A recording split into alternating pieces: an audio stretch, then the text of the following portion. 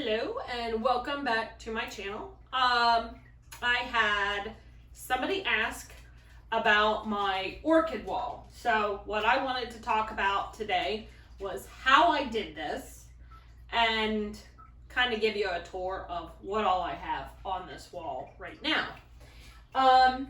First of all, I'll show you how I had done this. Okay, you're not... Gotta get water everywhere.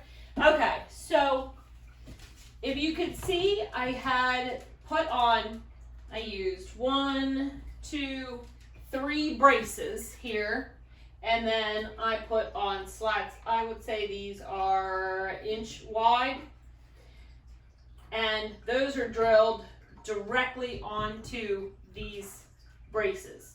This gives me the ability to put whatever I want on, and as many as I wanted. I first started off, I don't have any with me, using hose clamps. And I drilled the hose clamps into here. Problem with that was, in order to add a plant to this, I had to start moving them all over the place. I had to get out the drill and drill new holes and attach new hose clamps.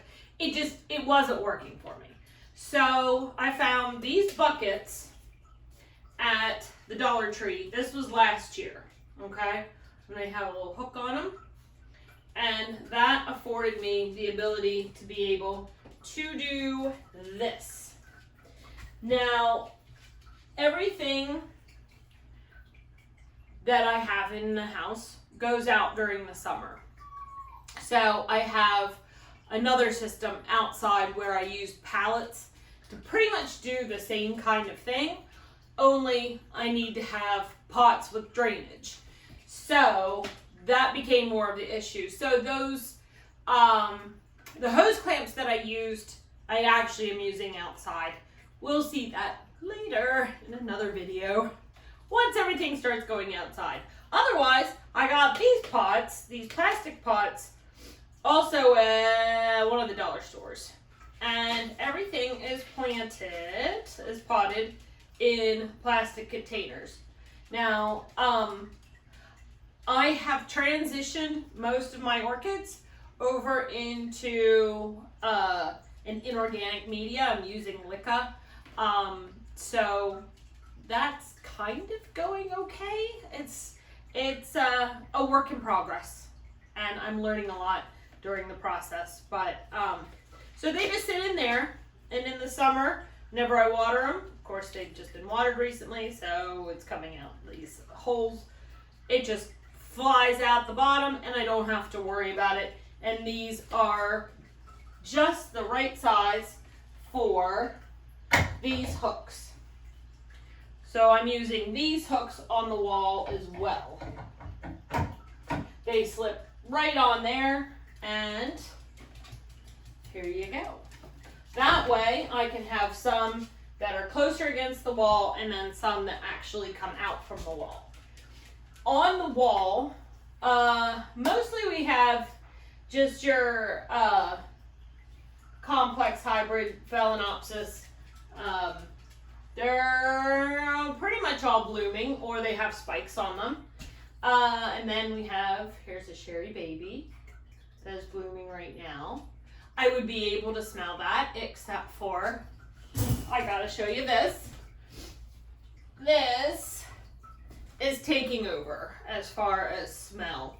This is a jasmine, and actually it's a recent acquisition, so I can't really take credit for all of these blooms, but boy can I smell it. It's almost making me sick, but I love it anyway.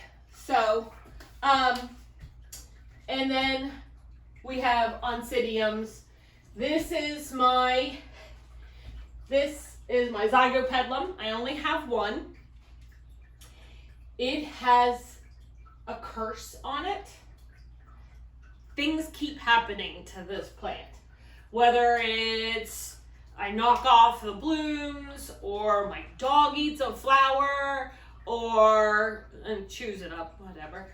Or it fell off the wall, went everywhere, broke a spike off. Somewhat devastating.